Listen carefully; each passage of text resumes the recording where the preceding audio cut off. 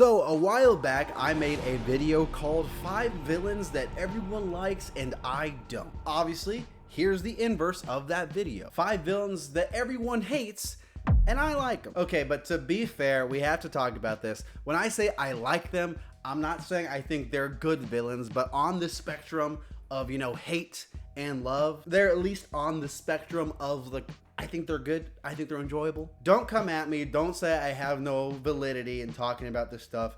After this, it's just my opinions. I'm going to try to explain myself for each one. And hopefully by the end, I can kind of, maybe you're like, hey, they're not that bad. I'm going to go, I think, in order from least shocking to most shocking. My number 5 is Bane. The reason Bane is at number 5 because I know a lot of people don't like Bane for some reason. They don't think he's a good follow-up villain after Joker. They don't like Tom Hardy's voice, his choices with the character. But dude, there's so much to like about Bane. If you don't like the voice, that's fine. It's a personal preference. I, for one, like it. I think the performance is really good. The action, talk about how menacing, intelligent he is. Some of his fight scenes, the first one with him and Batman, then I will break you. I was wondering what would break first. Dude, that's still one of the most quotable villain scenes for a superhero of all time.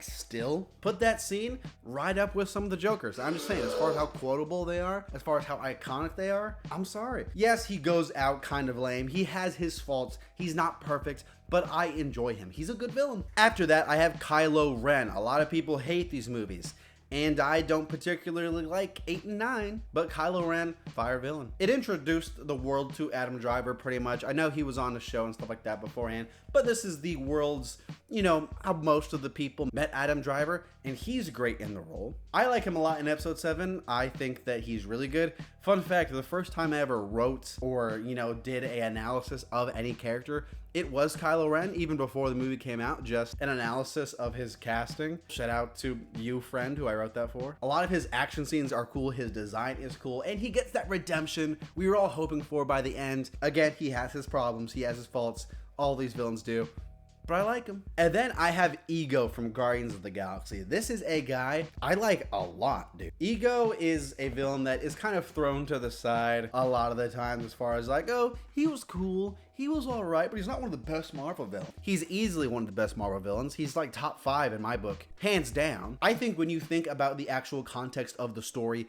how his motivation affects Star-Lord and everything like that, his purpose and Star-Lord's purpose, his whole entire existence of his relationship with Peter's mom and that struggle he had to, he really loved Peter's mom, but he felt this pull away to his purpose, trying to balance that lifestyle.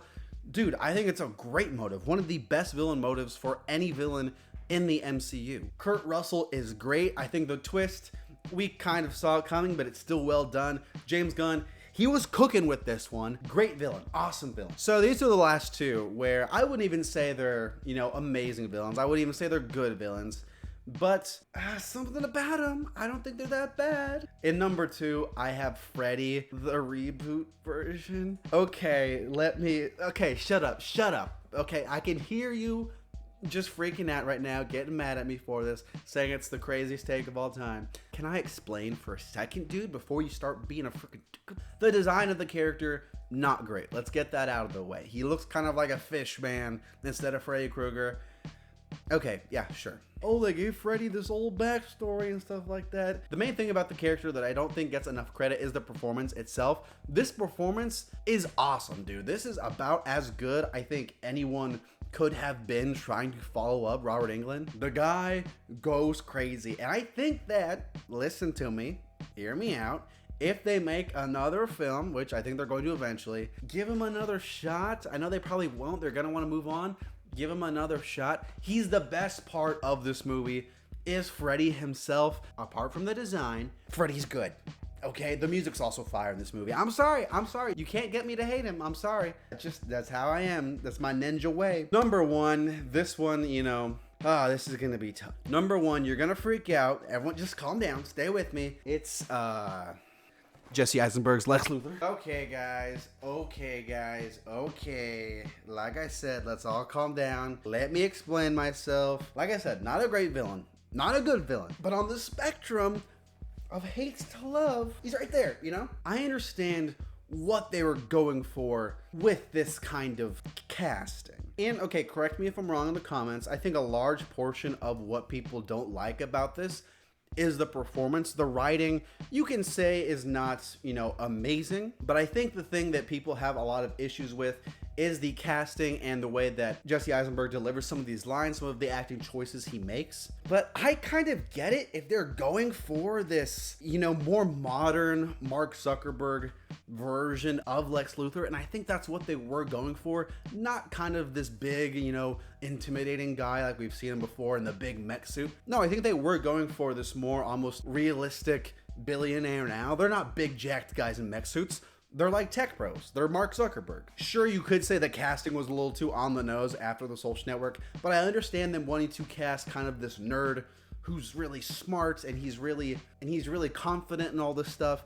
He's got this almost faulty charisma, but it's not even faulty. The guy's pretty charismatic. I understand that, and I think that when you view him as a villain separate from whatever version of Lex Luthor you have in your head, he's not that bad. If you're imagining this Lex Luthor, you know, from the comics or the TV show that you really grew up on, and you wanted to see that, that's fine.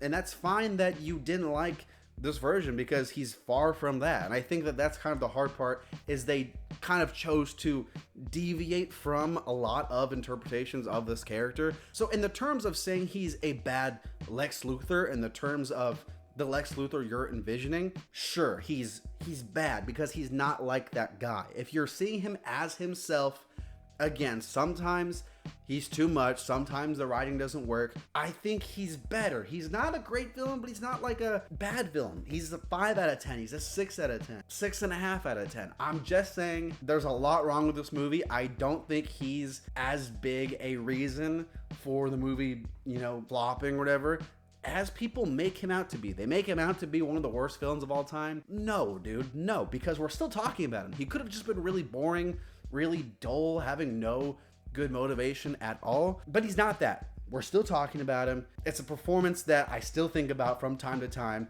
for the good or the bad, whatever you say. Not a bad villain. Oh man, dude, that was a lot. That was intense. Longer video.